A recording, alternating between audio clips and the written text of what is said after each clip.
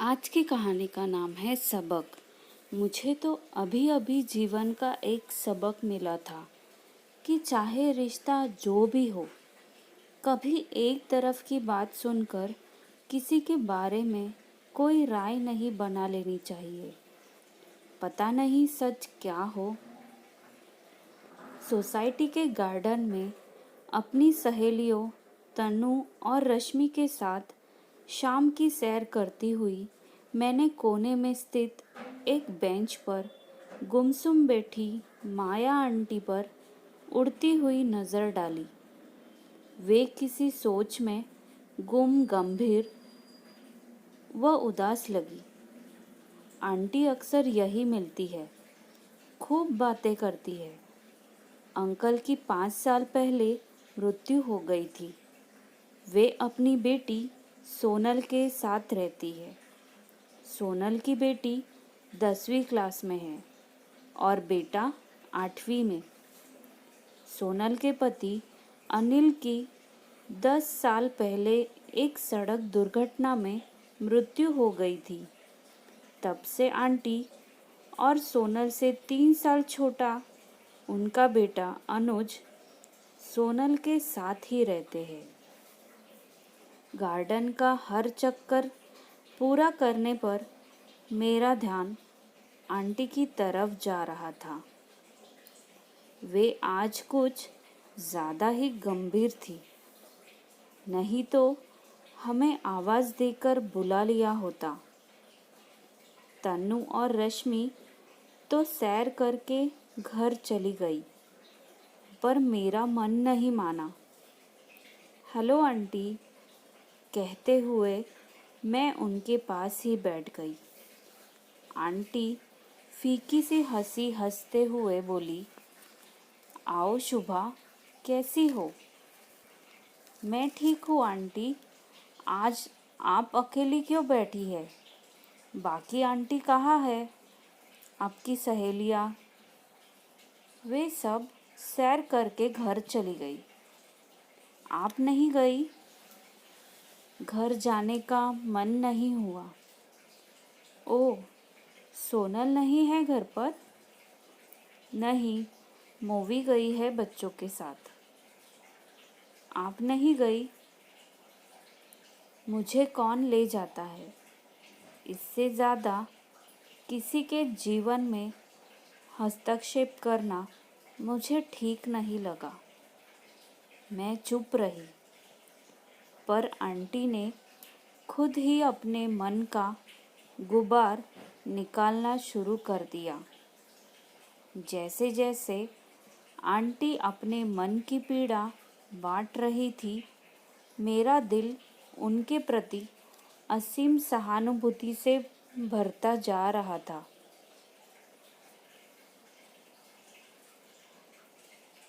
Aunty कह रही थी, इस सोनल को सहारा देने के लिए सालों से इसके साथ रह रही हूँ।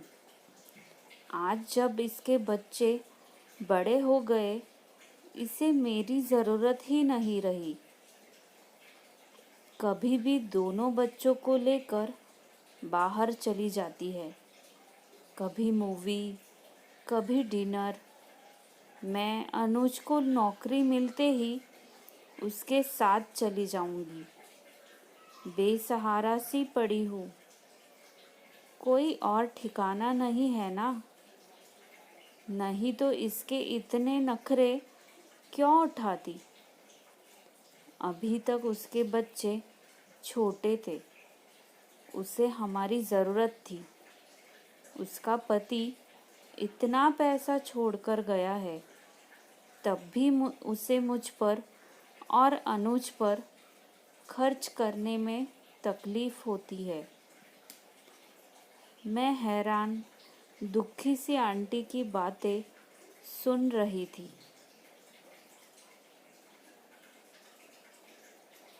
सोनल ऐसी है? मुझे तो जब भी मिली सभ्य कोमल स्वभाव की लगी। घर में अपनी माँ के साथ ऐसा व्यवहार उसका होगा, ये मुझे पता ही नहीं था। मुझे मन ही मन उस पर गुस्सा आया। अंधेरा होने लगा तो आंटी को ज़बरदस्ती वहाँ से उठाकर घर भेजकर मैं अपने घर लौट गई। फिर किसी काम में मन ही नहीं लगा।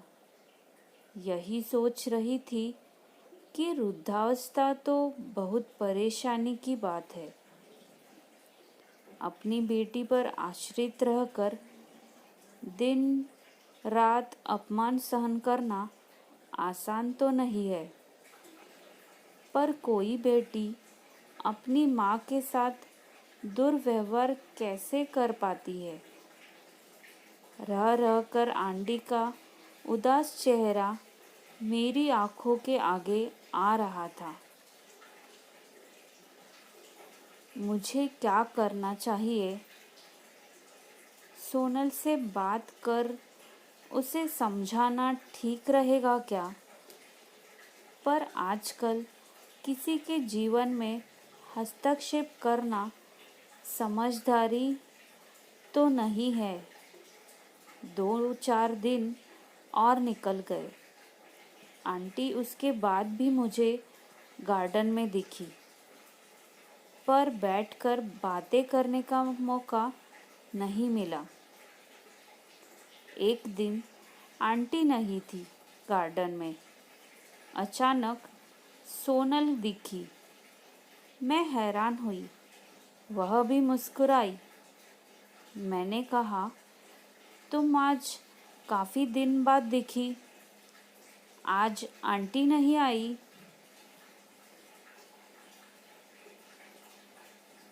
माँ की किट्टी पार्टी है आज। अच्छा। हाँ, आज बच्चे भी बर्थडे पार्टी में गए हैं। मैंने सोचा मैं भी सैर पर निकल जाऊं। अच्छा किया, मैंने कहा तो उसने भी मेरे साथ कदम बढ़ा दिए। वह मेरे बच्चों की पढ़ाई के बारे में पूछती रही।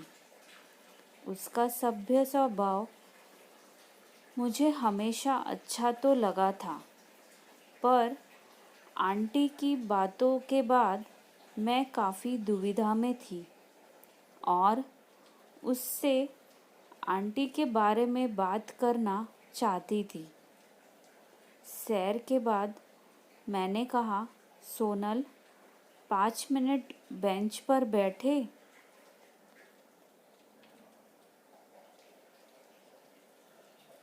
हाँ, क्यों नहीं। हम दोनों बैठ गए। कैसे बात शुरू करूं, मैं सोच रही थी। आखिर मैंने पूछ ही लिया, अनुज को कहीं जॉब मिला? सोनल के चेहरे पर दुख का एक साया सा लहराता साफ साफ देखा मैंने। ठंडी सांस लेकर बोली, मिलेगा तो उसे न जो ढूंढना चाहता हो। क्या बताऊँ शुभा, घर घर की कहानी है। छोड़ो, आज इतने दिनों बाद तुमसे मिली हूँ, क्या अपना रोना लेकर बैठूं? अरे नहीं, तुम मुझे अपने दिल की बात बता सकती हो। कुछ परेशानी है? तुम्हें तो पता ही है, मेरे पति मेरा साथ बहुत जल्दी छोड़ गए। तब बच्चे कितने छोटे थे। माँ अनुज और पिताजी के साथ मेरे पास रहने आ गई थी कि मुझे सहारा रहेगा। पर मैं आज भी उस दिन को कोसती हूँ जब माँ मेरे साथ रहने आई थी। मैं बुरी तरह चौंकी। सच? क्या हुआ? क्या हुआ बताओ? हमारा एक फ्लैट और 2 दुकानें हैं। वहाँ वहाँ से जो किराया आता है उससे और मेरे पति की जो बीमा रकम मिली उससे मैंने घर गृहस्थी और बच्चों की पढ़ाई संभाली हुई है। किसी तरह मैनेज कर ही लेती हूँ। 1-2 बार मैंने कहीं जॉब भी किया, पर मुझे 1 महीने में ही छोड़ना पड़ गया, क्योंकि अनुज और माँ ने बच्चों को संभालने के लिए साफ-साफ मना कर दिया था। पिताजी नहीं रहे तो मैं ही अपनी परेशानियाँ एक तरफ रख माँ को संभालती रही। तुम्हें पता है शुभा, माँ के 3 फ्लैट्स हैं, तीनों किराए पर दिए हैं। किराए का और पिताजी का काफ़ी पैसा माँ के पास आता है, पर माँ 1 रुपया भी कभी मुझ पर या मेरे बच्चों पर खर्च नहीं करती। उनका सब कुछ अनुज के लिए है और अनुज वह इतना कामचोर और निकम्मा है कि दिन भर बस टीवी या कंप्यूटर पर लगा रहता है। बच्चों को पढ़ाना होता है तो यही कहती रहती हूँ कि टीवी की आवाज़ धीमी कर लो। फिर माँ को यह इतना बुरा लगता है कि पूछो मत। खाने में माँ और अनुज के इतने नखरे हैं कि बता नहीं सकती। मेड से भी दोनों बहुत किटकिट करते हैं। अपने ही घर में दम घुटता है मेरा तो निकल जाती हूँ कभी बच्चों को लेकर। 3 किट्टी पार्टी है माँ की। अपने और अनुज के लिए सब तरह के मनोरंजन के लिए पर्याप्त धनराशि है माँ के पास, पर कभी उनका हमारे ऊपर कुछ खर्च हो जाए तो दिन भर सुनाती है।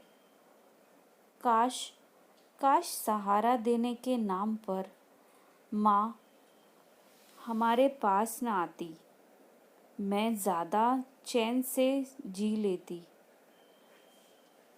वे कभी अपने फ्लैट में रहने के बारे में सोचती भी नहीं, क्योंकि वहाँ उनके खर्चे होंगे। शुभा, आज सुबह माँ ने बहुत सुनाया था। दिल भरा हुआ था। आज तुमसे सब कह दिया, पर प्लीज़ किसी को कहना मत। अपनी परेशानियाँ आज तक किसी को नहीं कही। कोई जल्दी यकीन भी तो नहीं कर पाएगा। जो सामने दिखता है वही सच नहीं होता। बहुत कुछ अनदेखा रह जाता है। चले, आंखें पोंछते हुए सोनल ने कहा, तो मुझे भी अपनी आँखों पर की नमी का एहसास हुआ। हम दोनों अपनी अपनी बिल्डिंग के रास्ते की तरफ बढ़ गए। मैंने उसे मुड़कर देखा। उसके थके सुस्त कदमों से उसके दिल की उदासी महसूस हो रही थी मुझे, और मुझे तो अभी अभी जीवन का एक सबक मिला था कि चाहे रिश्ता जो भी हो, कभी एक तरफ की बात सुनकर किसी के बारे में कोई राय नहीं बना लेनी चाहिए। पता नहीं सच क्या हो।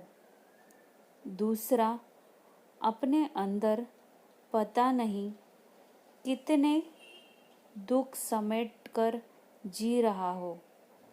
बुजुर्ग माता पिता भी तो कर देते हैं ना गलतियाँ।